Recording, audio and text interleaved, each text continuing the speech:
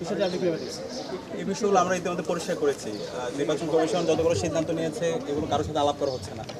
একটা গায়েবী নোটিশ দিয়ে তারা সবকিছু আমাদের উপর চাপিয়ে দিচ্ছে।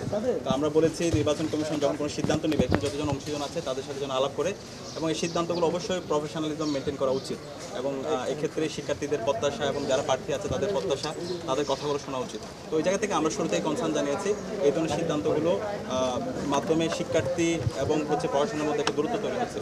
সামনে থেকে তারা যে কোনো সিদ্ধান্ত গ্রহণ করার ক্ষেত্রে অবশ্যই তারা প্রফেশনালিজম মেনটেন করবে। বাদশাহ বলছে লেভেল প্লেইং ফিল্ড নেই, দল একই কথা বলছে, আপনারাও বলছেন পিছিয়ে, তাহলে আসলে কমিশন ঝুঁকছে কার দিকে?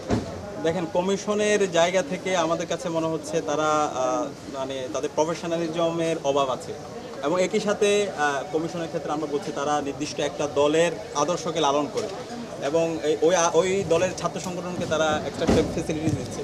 তো সেই জায়গা থেকে আমরা বারবার বলছি তারা আমাদের শ্রদ্ধাভাজন শিক্ষক, আমরা তাদের থেকে শিক্ষক সুলভ আচরণ চাই এবং তারা যেন দায়িত্বশীল না। এটা আপনারাই যদি একটু খুঁজে বের করেন, বিশ্ববিদ্যালয়ের এখানে শিক্ষক বিভিন্ন দল আছে, বিভিন্ন রঙের দল আছে।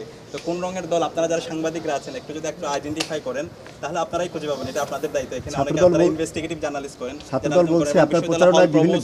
এবং বিশ্ববিদ্যালয়ে যারা হল প্রভোস্ট আছে, প্রভোস্ট কমিটির চেয়ারম্যান, প্রক্টর, এরপর আপনার প্রভিসি, তারা নির্দিষ্ট একটা দলের হয়ে তারা এখানে কাজ করে। তো আমরা আশা করব তারা আদর্শ থাকতে পারে, কিন্তু আমরা তাদেরকে শিক্ষক হিসেবে দেখতে চাই এবং ডাকসু নির্বাচন এটা শিক্ষার্থীদের একটা আকাঙ্ক্ষা, জুলাই বিপ্লবের নতুন একটা আকাঙ্ক্ষা, সারা দেশের মানুষ আমাদের দিকে তাকিয়ে আছে।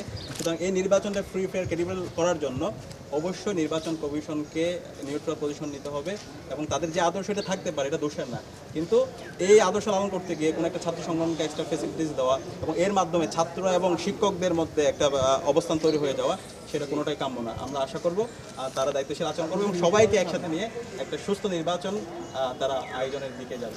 সেই সংগঠন কিন্তু বলছে আপনারা মুড়ি পার্টিতে গিফটদার নাম করে তাদেরকে কলম দিচ্ছেন, ডায়েরি দিচ্ছেন। আচ্ছা, একটু আমাকে একটু দেন কারা কারা মুড়ি পার্টি দিচ্ছে, কারা কলম দিচ্ছে। এইটা মানে আপনারা যখন এইগুলো বলেন এটা খুব অপ্রত্যাশিত। কারা কারা একটু নামগুলো আমাদেরকে একটু বলেন।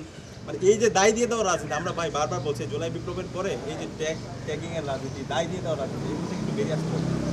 স্পেসিফিক বলেন, যখন আপনি কোনো একটা অভিযোগ দিবেন এটা তো স্পেসিফিক বলতে হবে, নাহলে তো আমি তো ভাই সারাদিনে দিনে 1000 অভিযোগ দিতে পারবো, কিন্তু আপনি কোনো স্পেসিফিক অভিযোগ না দিয়ে এইভাবে দায় দিয়ে দেওয়া, এগুলো তো অপ্রত্যাশিত। আমার শেষ প্রশ্ন আছে, RICL TMX, যুগের পর যুগ স্থাপনা থাকে মজবুত। কালকে ভোটাররা বলছেন যে সবাই তাদের আদর্শ লড়াই লড়ছে, কেউ 24-এর, কেউ 71-এর, আমার জন্য লড়বে কি? কিছু প্রার্থী বলছেন যে ভোট তাকিয়ে দিব, যে ভবিষ্যৎ নিয়ে কাজ করবো। আপনারা সব ঘুরে বেড়াচ্ছেন। দেখেন, আমরা যে বলছি আমাদের স্বপ্নের ক্যাম্পাস করার পথযাত্রী, আমরা থামবো না। তো স্বপ্নের ক্যাম্পাস বলতে কী বোঝেন? একজন শিক্ষার্থী প্রথম বর্ষে এসে এই যে তার আবাসন সংকট, সেই আবাসন সংকট তার থাকবে না, এটা নিয়ে তার চিন্তা করতে হবে না। এখন এটা একদিনে হবে না। আমরা গত 100 বছর যে সমস্যাগুলো তৈরি হয়েছে এটা একদিনে সমাধান করতে পারবো না, কিন্তু আমাদের এটা কীভাবে সমাধান করতে, একটা দীর্ঘমেয়াদী পরিকল্পনা থাকবে আর একটা শর্ট পরিকল্পনা থাকবে। একই সাথে আমাদের এখানে যে খাদ্যের অনিরাপত্তা, সেটা চাইলে কিন্তু ইজিলি সলভ করা যায়। স্বাস্থ্যের অনিরাপত্তা, সেটা ইজিলি সলভ করা যায়।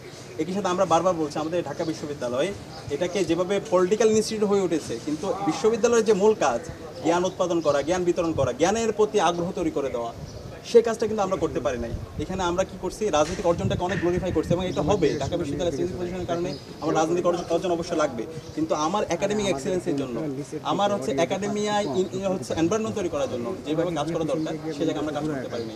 তো সে জায়গায় আমরা ইনশাল্লাহ শিক্ষার্থীদের যদি প্রতিনিধিত্ব করার সুযোগ পাই, সবার আগে আমাদের এই ঢাকা বিশ্ববিদ্যালয় থেকে পলিটিক্যাল ইনস্টিটিউট থেকে এটাকে একাডেমিক ইনস্টিটিউটের দিকে নিয়ে যাওয়ার জন্য আমরা কাজ করব। গবেষণায় বাজেট বাড়ানো, শিক্ষার্থীদের পড়াশোনার পরিবেশ এনশিওর করা, লাইব্রেরি ফ্যাসিলিটি যে অবস্থা বর্তমানে সেটা এনশিওর করা, এই কাজে আমরা সর্বাত্মক আমরা আমাদের কাজ জারি রাখবো। তো সামগ্রিকভাবে শিক্ষার্থীদের যে আকাঙ্ক্ষা, শিক্ষার্থীদের যে প্রত্যাশা, সে আলোকে গত 1 বছর জুড়ে আমরা কাজ করছি। যদি আপনি আমাদের দেখেন গত 1 বছর জুড়ে আমাদের কাজের যদি একটু ফলো আপ করেন, প্রত্যেকটা মাসেই, প্রত্যেকটা সপ্তাহে শিক্ষার্থী বান্ধব, ছাত্র বান্ধব আমাদের কাজগুলো ছিল এবং আমরা বিশ্ববিদ্যালয় প্রশাসনকে 63 দফা সংস্কার প্রস্তাবনা দিয়েছিলাম এবং এই 63 দফা সংস্কার প্রস্তাবনার মধ্যে শিক্ষার্থীদের আকাঙ্ক্ষাগুলোর প্রতিচ্ছবি আপনারা দেখতে পাবেন। তো ইনশাআল্লাহ শিক্ষার্থীদের ম্যান্ডেট পেয়ে যখন আমরা তাদের প্রতিনিধিত্ব করার সুযোগ পাবো, শিক্ষার্থীরা যেভাবে ভাবে, তারা যেমন ঢাকা বিশ্ববিদ্যালয়ের স্বপ্ন দেখে, সেই স্বপ্নের ক্যাম্পাস বিনির্মাণে আমরা আমাদের লড়াই সংগ্রাম চালিয়ে যাবো এবং বিশ্ববিদ্যালয় প্রশাসনকে বাধ্য করব। পাশাপাশি আমাদের যে ক্যাপাসিটি আছে, আমাদের যে অ্যালামনাই আছে, সেই অ্যালামনাইকে কাজে লাগিয়ে আমরা প্রত্যেকটা সংকটগুলো আমরা স্টেপ বাই স্টেপ আমরা সংকটগুলো আমরা দূর করবো ইনশাআল্লাহ।